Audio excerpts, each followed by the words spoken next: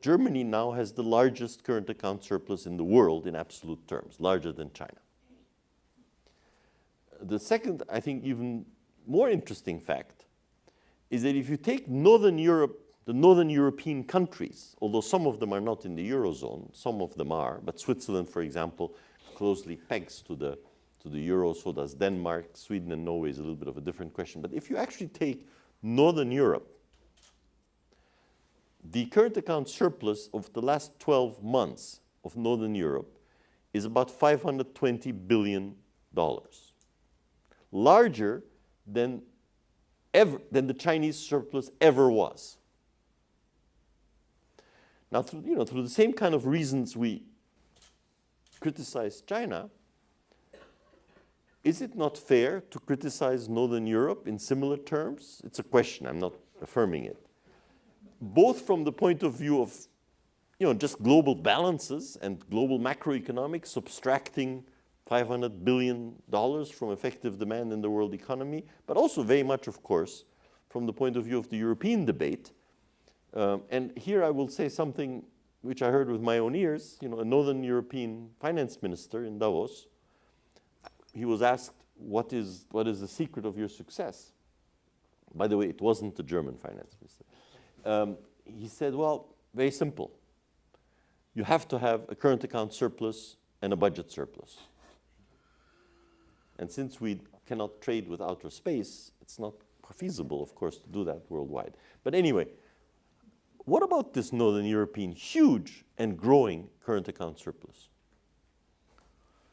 I mean, it's just a confirmation of what we said a moment ago, that these current imbalances have nothing to do with trade policy. Because by definition, EU members have the same trade policy. So it's a good test case of why this is not the problem and why it cannot be addressed through trade policy action. It's a macroeconomic problem.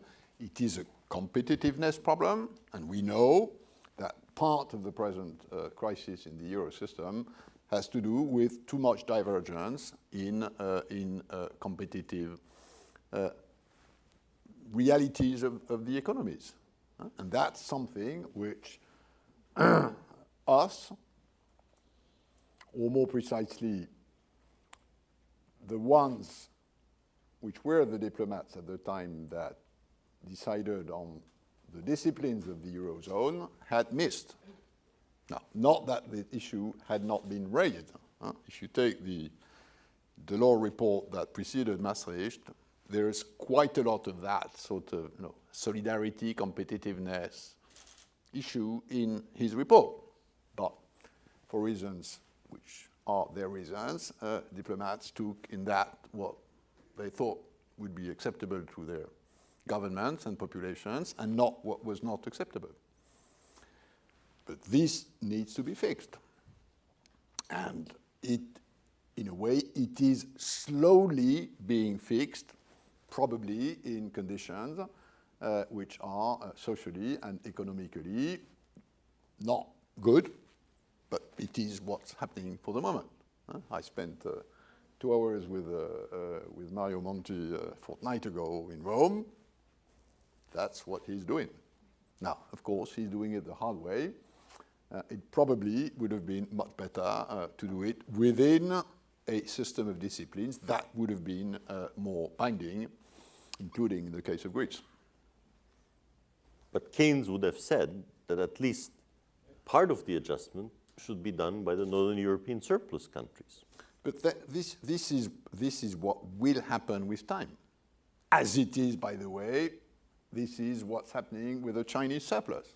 It's happening with the Chinese because they actually have a appreciating real exchange rate and the macroeconomic consequences of it. Moderately. But if, Moderately. But that's the IMF. Shouldn't German wages rise much faster? And I think it will happen. It will happen. I sure hope so. It will happen.